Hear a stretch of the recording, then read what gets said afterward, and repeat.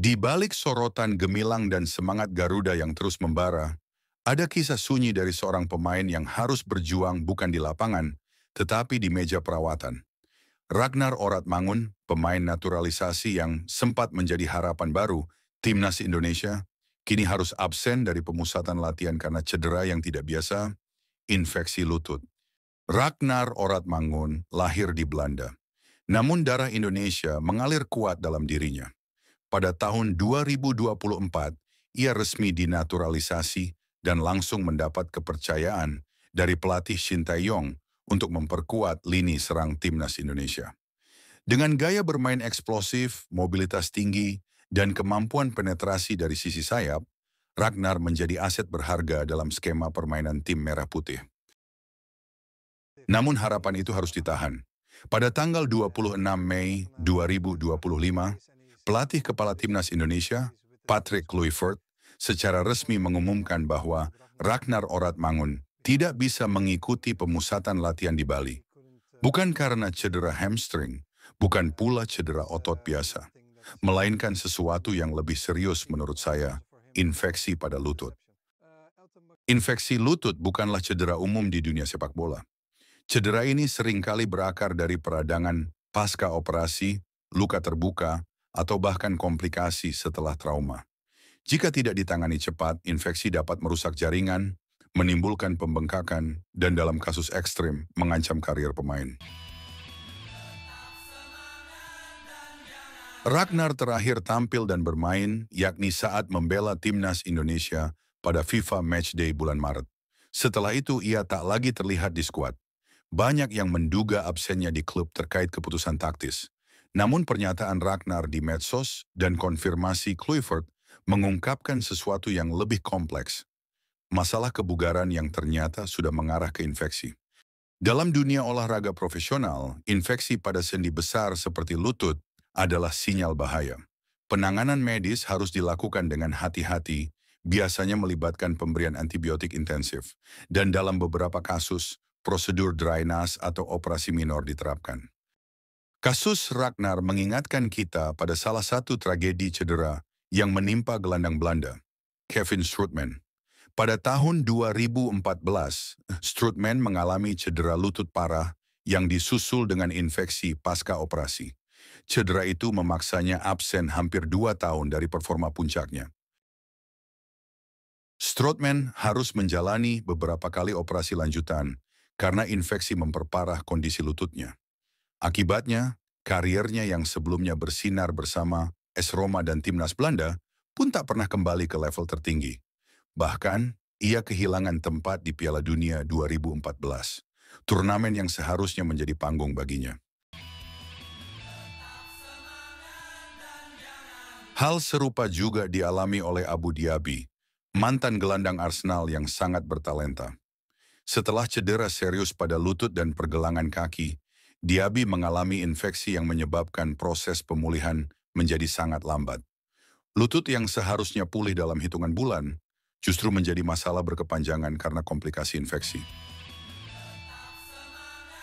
Akibatnya, Diaby hanya bermain total 180 menit dalam 2 musim terakhirnya di Arsenal. Cedera dan infeksi yang silih berganti memaksa sang pemain pensiun dini pada usia 32 tahun. Usia yang seharusnya masih dalam puncak performa. Infeksi lutut, meskipun terdengar sederhana, adalah mimpi buruk bagi atlet profesional. Diagnosis dini dan penanganan agresif menjadi kunci. Tidak seperti robekan otot atau cedera ACL yang sudah memiliki protokol pemulihan jelas, infeksi bisa bersifat tidak terduga, menyebar dengan cepat, merusak jaringan sehat, dan bahkan menciptakan komplikasi sistemik. Bagi timnas Indonesia, kehilangan Ragnar di tengah persiapan menuju event besar seperti Piala AFF atau kualifikasi Piala Dunia jelas menjadi pukulan tersendiri. Terlebih, pemain dengan kemampuan menyerang seperti Ragnar masih langka dalam skuad saat ini.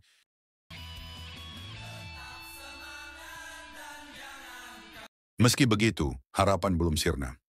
Ragnar tentunya menjalani fase perawatan saat ini dan dengan kedisiplinan serta pengawasan medis yang tepat, ia berpeluang pulih dan kembali mengenakan seragam Garuda. Kita pecinta Garuda sendiri meyakini bahwa Ragnar tetap masuk dalam proyeksi jangka panjang timnas dan tidak sabar melihatnya segera bergabung di tengah kita semua. Seiring waktu, dukungan dari federasi, staf medis, dan tentu saja para pendukung Merah Putih akan menjadi faktor penting dalam proses pemulihan Ragnar.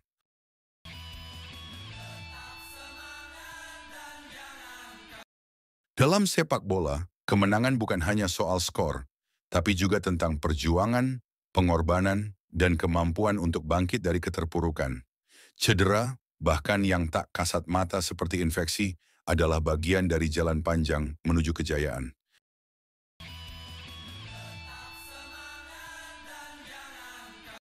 Ragnar Oratmangun saat ini tengah menepi, tetapi semangatnya tetap menyala. Dan ketika ia kembali, kita tahu, Garuda akan kembali terbang lebih tinggi. Untuk satu bangsa, satu tujuan, Piala Dunia.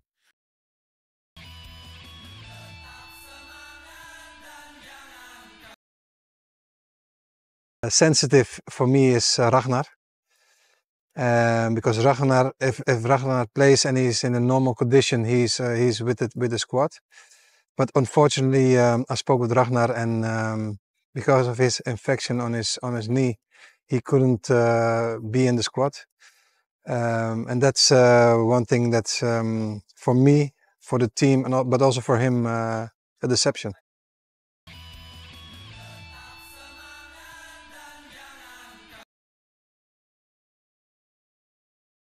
Ragnar Oratmangun bukan sekadar pemain sepak bola. Dia adalah simbol semangat juang Nusantara. Lahir jauh dari tanah air, namun darah Indonesia mengalir kuat dalam nadinya. Dengan setiap langkah di lapangan, dia membawa harapan jutaan rakyat. Saat ia mengenakan jersey merah putih, bukan hanya tubuhnya yang bergerak, tapi juga semangat seluruh bangsa. Kini, Ragnar harus menghadapi musuh yang tak terlihat. Cedera infeksi lutut yang memaksanya mundur sejenak dari panggung pertempuran. Tapi seperti para kesatria besar dalam sejarah, Ragnar tidak akan menyerah.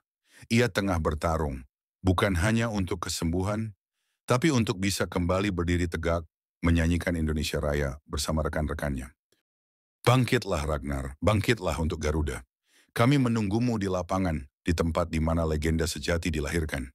Nobody believes in us, but we believe. We believe.